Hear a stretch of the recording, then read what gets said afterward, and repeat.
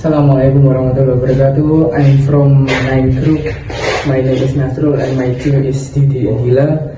So I will show the result of our interview at the Yatim Mandiri and our collective increase your knowledge. Thanks and let's check out.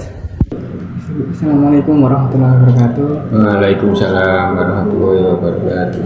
Jadi kami dari INSA ini sedang ada tugas untuk mata kuliah bahasa Inggris. Nah, bahasa Inggris? Iya, bahasa Inggris. Bahasa Inggris ya. Waduh, apakah saya perlu ngomong pakai bahasa Inggris? Oh, enggak, untuk wawancara kita biasa aja. Ini nanti bakal ada translate-nya.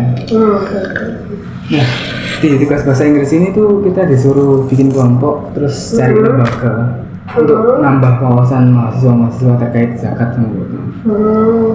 Nah, berhubung karena kita waktu itu nyari-nyari lembaga dan akhirnya kita nemu di sini. Untuk sebelumnya mohon maaf kita ngubunginya lewat chat aja, nggak bisa datang ke sini secara langsung. Oh, enggak apa-apa, memang prosedur di kami begitu. Oh gitu, soalnya kita kan ngambil banyak lembaga, takutnya kalau kita kesana malah capek ngambil surat. Kalau kita memang prosedurnya cukup beli aja ke nomor admin kami, nanti kalau jadwalnya cocok dan lain sebagainya dan pertanyaannya sesuai, nah itu kami terima seperti itu. Untuk perkenalan, nama saya Nasrul, terus Nama saya Muhammad Yusuf Effendi Divana Putra. dan yang perempuan itu Dila, Dila Besaya. Ini Mbak Dila, Mas Nasrul, Mas Putra. Yusuf. Oh, Mas Yusuf.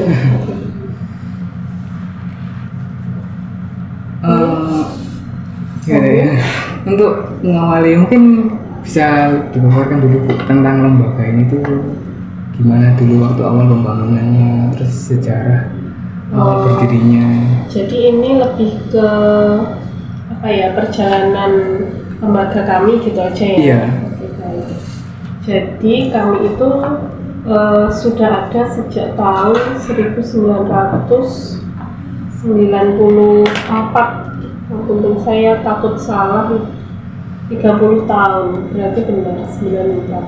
Berarti sudah berdiri 30 tahun. Iya, tahun ini 31, tahun depan 31. Jadi kita sudah ada sejak 30 tahun yang lalu, didirikan oleh 4 remaja sahabat remaja masjid gitu.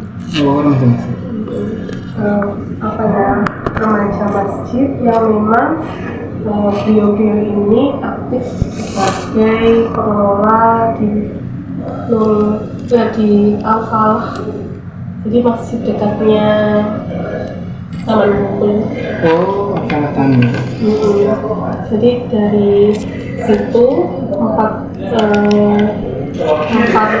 ini sahabat ini menentukan yatim mandiri.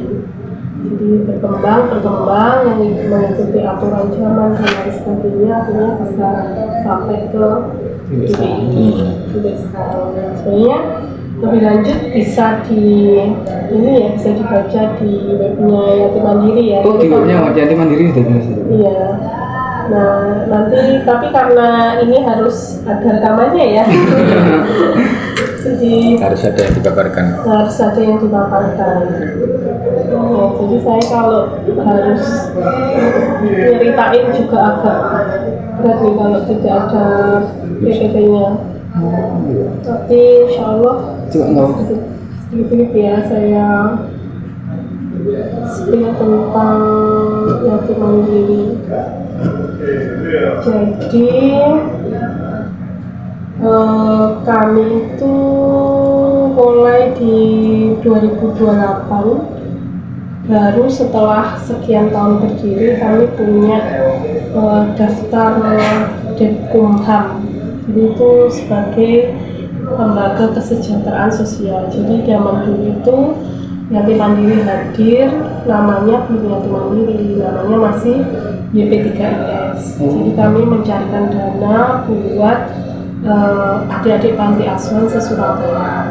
Jadi kita 4 remaja masjid ini dengan sahabat-sahabatnya membangun yatim mandiri, kemudian yatim mandiri tumbuh dengan nama YP3IS terlebih dahulu, kemudian dananya kami salurkan kepada panti asuhan yang ada di Surabaya. Kemudian di tahun 2008 Yatim Mandiri akhirnya punya semacam Dekumham ini yang menjadikan Yatim Mandiri itu sebagai lembaga ini ambil zakat nasional di bawah naungan Kemenag RI seperti itu. Sebelumnya kami juga dapat di bawah naungan lembaga kesejahteraan sosial itu namanya LPSK. Nah, kenapa 4 sahabat ini pengen ada membentuk Yatim Mandiri? Karena selain mereka sebagai pengurus masjid, mereka juga aktif sebagai pengurus panti asuhan. Ketika adik-adik panti asuhan ini kembali sudah lulus SMA, maka pilihannya adik-adik di panti asuhan itu kalau perempuan yang cucunya nikah, kalau yang laki-laki itu dikembalikan ke kampung halaman. Nah, yang lebih sulit lagi adalah adik-adik panti yang ketika dikembalikan ke kampung halaman ini ternyata sudah nggak ada kampung halamannya, karena kan bisa jadi mereka memang terlahir terlantar, ditemukan di jalan. Kadang juga zaman dulu kan kalau ada misalkan kelahiran yang tidak diinginkan kan, ketika jadi panti kita jadi taruh di depannya panti kayak gitu. Nah, maka 4 sahabat ini berpikir gimana nih supaya adik-adik yang lulus dari panti asuhan ini mereka nggak perlu kembali pulang ke kampung halaman. Kalau kembali pulang ke kampung halaman ya hidupnya terlantar lagi karena nggak punya skill. Makanya mereka bikinlah YP3IS. Awalnya dananya itu dititipkan langsung ke panti-panti, akhirnya mereka bikin sekolah namanya Diklat MEC. Jadi diklat khusus adik-adik yatim yang tujuannya menjadikan si adik-adik dari panti asuhan itu mandiri.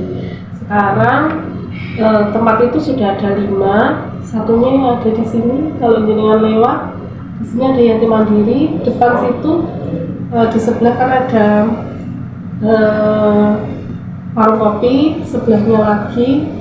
Nah, depannya gang itu bagian sini itu ada namanya LKP Yatim Mandiri. Jadi lembaga pendidikan diklat 1 tahun, istilahnya kayak D1 seperti itu. Nah, D1 itu fungsinya adalah adik-adik dari panti asuhan yang memang sudah tidak punya rencana apapun untuk hidupnya bisa masuk di situ. Syaratnya yatim, mereka akan diajarkan untuk bagaimana mandiri secara finansial, ibadah, sama ini juga ya. Jadi mentalnya itu dibentuk mental mandiri finansial, mandiri ibadah, sama mandiri belajar.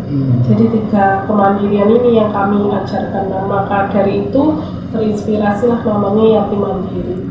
Seperti itu. Mungkin kalau dari panti asuhan mandiri ibadah dari yang wajar ya. Kalau panti asuhan muslim ya, yang berat itu mandiri finansial, karena mereka terbiasa di tangan di bawah.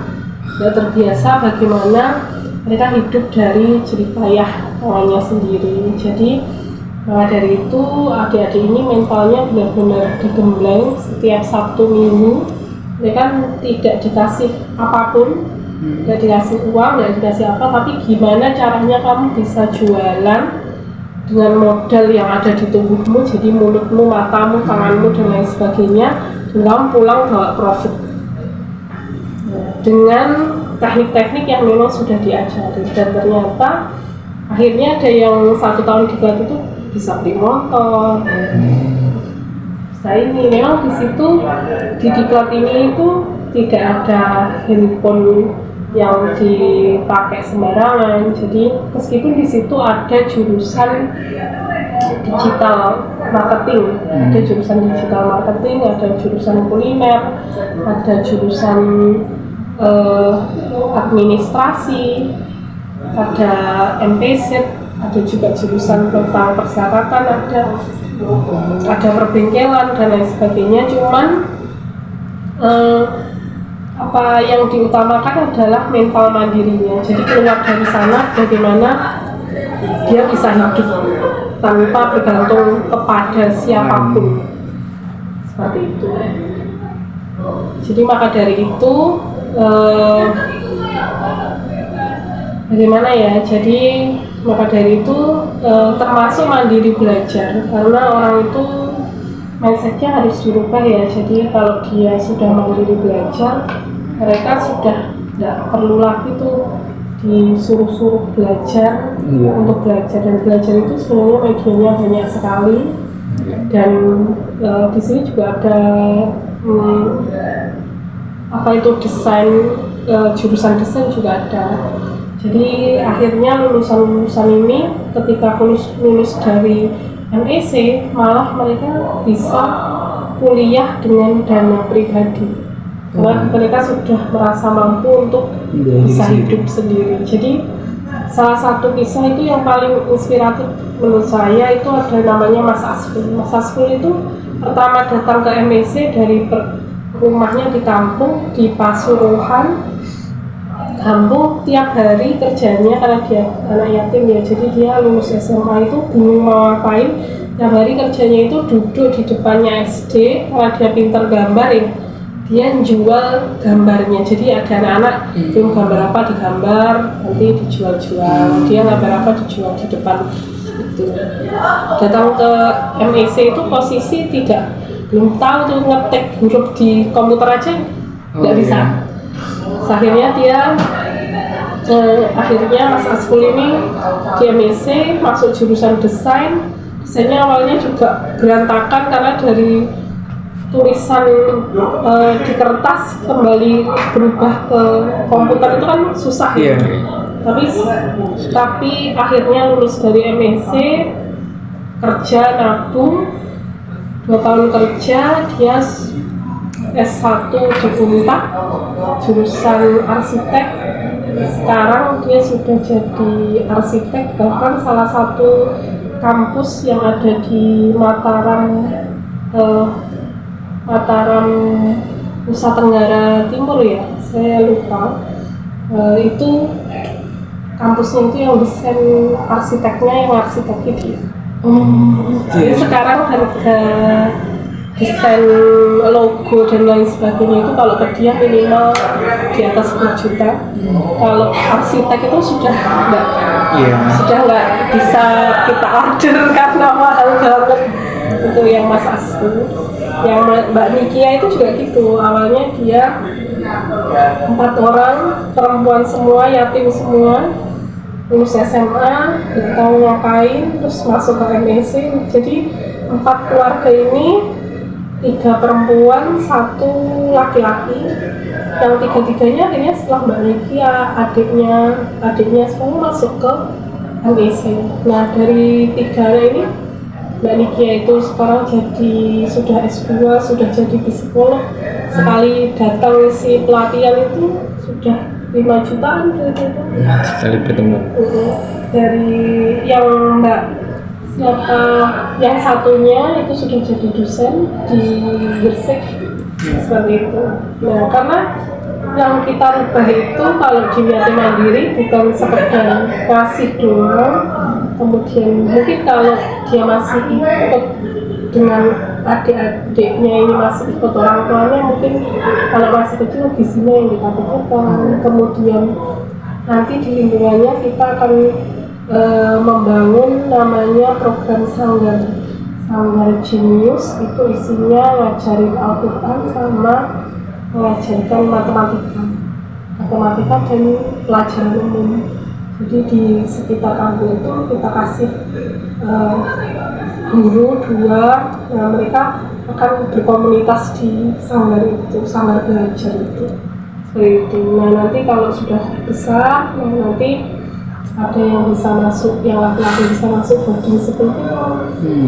Nah sekarang yang terakhir, kalau yang dari boarding school itu isinya juga adik-adik yatim dari seluruh seluruh Indonesia. Ada yang dari Batam, ada yang dari NTT, ada yang dari Makassar, Lampung, berkumpul di situ di boarding school yang ada di Sarirogo 1 Sidoarjo itu juga terakhir alumni kedua kalau nggak salah itu jadi ketua BEM-nya UNER angkatan tahun kemarin. Sekarang dia lagi melanjutkan ke BM S2. Temennya yang satunya, yang dua itu dari Teknojoyo karena dia suka penelitian, akhirnya dia keterima di Belanda. S2. Tahun ini sudah berangkat ke Belanda S2-nya. Dan satunya berangkat ke Inggris England. Itu dari yang Mas Jazuli itu malah awalnya dia anak cadangan, nggak keterima di boarding school kita. Nah, dia awalnya juga anak biasa, anak yatim yang tiap hari membantu ibunya kerja di warung gitu. Yang membedakan ini adalah memang yang membedakan kami dengan lembaga penyokong dan yang lainnya, kami memang memikirkan pendidikan dan mentalnya anak-anak seperti itu. Jadi kalau kalian yang sudah sekarang semester berapa? Kita masih semester 3 masih minta uang kepada orang tuanya, masih suka handphonenya harus iPhone, Anda kalah sama adik-adik MSc yang di jalanan nyari uang dengan jualan kue, tapi pulangnya bawa motor buat keluarganya. Harus dipikirkan ya, bagaimana mental juangnya harus sama seperti adik-adik yang seperti itu.